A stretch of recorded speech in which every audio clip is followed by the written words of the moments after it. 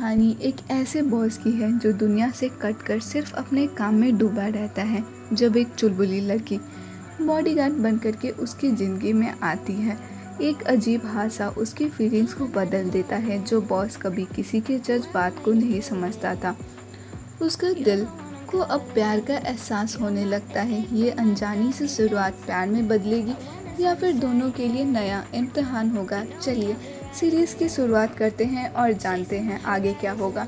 Hello friends, welcome to our YouTube channel.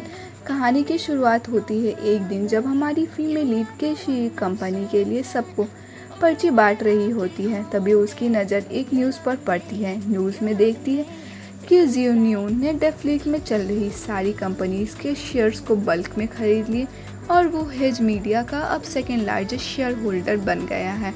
उन्होंने घाटे में चल रही सारी कंपनीज को डिसमिस कर दिया और ये सोचकर उसका दिल जोरों से धड़कने लगता है कि क्या वो कोंगू को बंद ना कर दे। कोंगू बॉक्सिंग टीम उसके लिए बहुत इम्पोर्टेंट है क्योंकि उसने वहीं पर अपने पापा से बॉक्सिंग सीखी है। जब Dongfeng summit international MMA championship का मैच आता है कि शीई ने पापा के पास ये सारी बात बताने के लिए आती है, लेकिन उसके पापा ली यूनजो जो गॉडेस ऑफ कॉम्बैट खेलती है, फाइट करेगी, वो ब्यूटी और स्ट्रेंथ की मिसाल है, उसे कंपटीशन में भेजने के लिए तैयार कर रहे होते हैं कि शीई अपने पापा के पास आती है और उन्हें बताती है कि शायद कोंगू को बंद कर दिया जाएगा क्योंकि बॉक्सिंग टीम घाटे में चल रही है।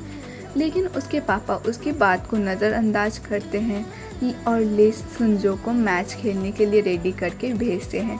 मैच के दौरान ली यूनजो मैच को हार जाती है। तभी हेज ग्रुप का नया प्रेसिडेंट और second largest share holder mister जू वहां का जायजा करने के लिए आते हैं। मैच के बाद जब उनके ऊपर बैनर गिरने ही वाला होता है तो केशी अपने जान का दाव लगा करके उन्हें बचा लेती है, जिसके बाद केशी को याद आता है कि यही नए प्रेसिडेंट है मिस्टर जू और वो उन्हें कोंगू को बंद ना करने के लिए गुजारिश करती है। वो उनका पीछे चलने लगती है और वॉशरूम तक पहुंच जाती है, जिसके बाद मिस्टर जू उसे कहते हैं कि क्या वो वॉशरूम भी साथ में चलेगी। लेकिन जब वो देखती है तो पता चलता है कि वो मेंस वॉशरूम है, इसलिए वो बाहर ही रुककर उन्हें बताती है कि मिस्टर जू टीम के सभी लोग बहुत मेहनती हैं और कृपा को बंद ना करें। लेकिन मिस्टर जू उसकी बात को नज़रअंदाज करते हैं और वहाँ से चले जाते हैं, जिसके बाद वो अपने लॉयर के पास आते हैं और बोलते हैं कि उन्हें कोंगू को बंद करना ज़रूरी है क्योंकि मार्केट में कुछ नहीं रखा है। उसके बाद हमें केशी को दिखाया जाता है जो अपने परिवार के साथ बैठ कर के खाना खा रही होती है। तभी शियो आता है जो केशी के पापा से बहुत पहले बॉक्सिंग सीखा करता था। वो उनके पापा से बोलता है, क्या आपने 15 साल पहले एक्स जनरल मैनेजर वू के साथ एक डोनेशन एग्रीमेंट साइन किया था कि सिर्फ आप 3 दिन तक ही कोंगू के कोच बने रह पाएंगे, उसके बाद स्टेडियम उनका हो जाएगा। उन्होंने सुना है कि मिस्टर जू कहते कि स्टेडियम को डोनेशन में नहीं दिया जाएगा। फिर हमें मिस्टर जू को दिखाया जाता है जो मीडिया से घिरे होते हैं, सभी लोग उनसे सवाल जवाब कर रहे होते हैं। तभी केशी उनके पास आती है और उनका हाथ पकड़ के वहाँ से ले जाती है। तभी केशी की स्कूटी अनबैलेंस हो जाती है और दोनों गिर जाते हैं। केशी मिस्टर जू से बोलती है कि आप कोंगू को डिसमिस ना करें। इस पर मिस्टर जू कहते हैं कि मैंने कभी ऑफिशियली अनाउंस नहीं किया है कि मैं टीम को बैन करने वाला हूँ, तो यह बात तुम्हें कैसे पता चली।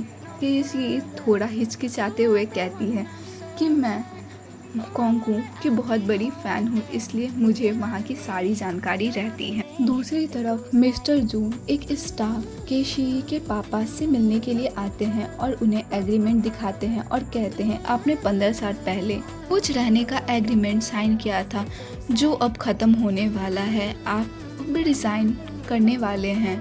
जब केशी घर आती है तो वो एग्रीमेंट को दिखाते हैं जिसमें उसके पापा मिस्टर ली ने प्रॉमिस किया है कि वो टीम को वर्ल्ड चैम्पियन बनाएंगे, नहीं तो स्टेडियम उनसे छीना जाएगा। फिर वो सब लोग मिलकर खाना खा रहे होते हैं और मिस्टर जू के बारे में बुराई कर रहे होते। केशी अपनी असली को और बढ़ाती है और हेज ग्रुप में मिस्टर जू की गार्ड बनने के लिए अप्लाई करती है। ये सुनकर उसकी दोनों दोस्त शॉक हो जाती है, लेकिन केशी कहती है कि मैं सोच के ये डिसीज़न ली हूँ, लेकिन अपने पापा को बताने के लिए मना करती है।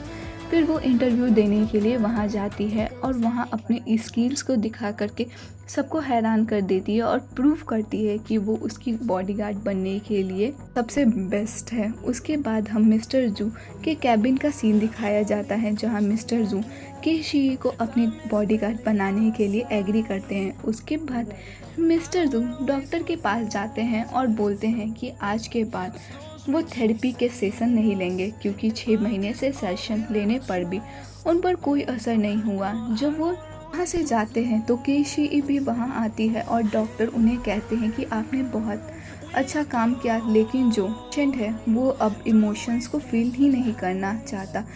उन दोनों को एक कमरे में लाया जाता है, जहाँ डॉक्टर्स की टीम उन दोनों के आँखों पर एक VR स्क्रीन लगा देती है और उन्हें कहते हैं कि ये उनका लास्ट सेशन है, इसके बाद उनका ट्रीटमेंट नहीं होगा, और उन्हें बहुत सारी फीलिंग्स को फील करने के लिए बोलते हैं, जैसे गुस्सा, खुशी, जैसे ही इमोशंस को फील करने के लिए कोशिश करते हैं। तभी मशीन में कुछ प्रॉब्लम होती है और उन दोनों की इमोशन एक दूसरे से बदल जाती है। उन्हें अपनी फीलिंग्स का एहसास होता है। क्या मिस्टर जू कभी भी फीलिंग्स को फील कर पाएंगे या नहीं, और केशी उसकी बॉडीगार्ड बन करके उसे हमेशा प्रोटेक्ट कर भी पाएगी या नहीं, ये जानने के लिए हमारे चैनल को सब्सक्राइब करें और नेक्स्ट पार्ट के लिए वेट करें। Till then keep watching.